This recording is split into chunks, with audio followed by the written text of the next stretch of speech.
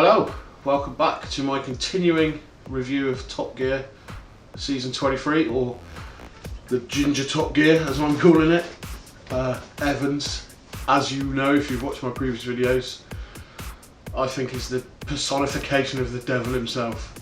I've been on holiday for a week, which is why I haven't uploaded episode 3 after it happened, so I'm going to do episode 3 and 4 all together. Overall, as a whole, the 2 episodes, there was a lot less Chris Evans, which is magic for me. Obviously he's still shouting and twatty. He'll never be able to change that. The guy's a fucking puppet. He did the first review on episode 3, which was the Audi R8. Lovely looking car, you know. Didn't find out really anything about it apart from, you know, its engine and stuff like that.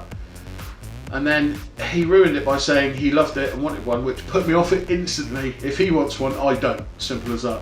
The other films on there on episode 3 were much better. I mean, Sabine made Chris Evans puke up, which basically proves he shouldn't be presenting a motoring programme. If he can't go around a track in a race car and not be sick, that's surely one of the prerequisites for being a Top Gear presenter, no? Chris Harris and Rory Reid's films were brilliant. I mean, why didn't they put them in? They both can talk and drive at the same time. They both can obviously drive fast. The thing that really pisses me off about this is every time Evans tests a car, they don't put the polarising filters on the cameras so that everything reflects off the windows. You can't see who's driving it. As soon as anyone else is driving, all those polarised filters are on and you can see into the car and see their face when they're driving it from the outside. You can't do that with Chris because he can't drive over 40 miles an hour and talk. The guy's a fucking moron. Episode 4, again, less Chris Evans, which was really good. Chris Harris's thing on the Aston Martin Vulcan was a really good film. Informative, told you about the car, showed it off at its best. No shouting or wehaying, which, you know, is Evans' thing. The train journey, the race across Europe, they've copied the old Top Gear, and the thing is, there's no camaraderie. Eddie Jordan didn't do anything really, he sat on a train.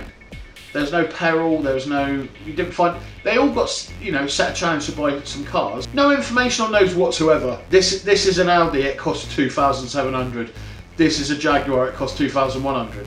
And those are the sort of cars that a lot of people are buying at the moment, you know, who can't afford, you know, 180 grand on a Ferrari or whatever. Rory Reid, again, a fantastic film with the Tesla X. You know, full of information, full of facts, full of opinion. But he doesn't shout. He didn't need to shout because he was making a valid point. You know, he let the car do the talking, basically. There was fun in that video, you know, he had a drag race with some rednecks or whatever. You found out a lot of information about the car, not just the price. So, on balance, getting better, still nowhere near as good as the last lot. I understand it's going to take a while for new hosts to bed in. I did actually say when I found out Chris Evans was taking over that I wouldn't watch it, but I decided to, just to see what happens. The way the viewing figures are dropping, they have to get rid of Chris Evans because everyone asked says they like the programme, they hate Chris Evans. Maybe they are levering him out slowly towards the end of this season. He signed a 3-year contract, but the BBC have left people sitting on contracts before. Chris Moyles, when he left Radio 1, still had 18 months left on his contract, I think. And they were happy not to do anything with him and just pay him. You know, I paid my licence fee. I would quite happily pay Chris Evans never to be on telly again. If the producers have watched this, which I'm sure they don't, Jensen Button, he's probably not going to sign up for another year. You'll know by September. Get him in. Him, Matt LeBlanc, Sabine, Rory, and the other Chris guy, Chris Harris. You've got enough of a decent team there to make a good programme. And you can just fuck off Chris Evans because the guy's a cunt. The only bit he seems to be doing now, he seems to do this celebrity in a rally cross car or whatever it's called. They don't even show the whole lap. You know, the laps are like 1 minute 40 or whatever, 150, and they show like 37 seconds of it. But what's the point? If you're going to show the lap, show the fucking lap. I just don't get the whole 2 at a time. Whose car's better? Your car, my car? No one really gives a shit. I don't care what Brian Cox's first car is. And to have Chris Evans and Bear Grylls on telly at the same time, the 2 biggest wankers in the world on telly, is basically a clusterfuck of TV. I mean, they're both massive tools.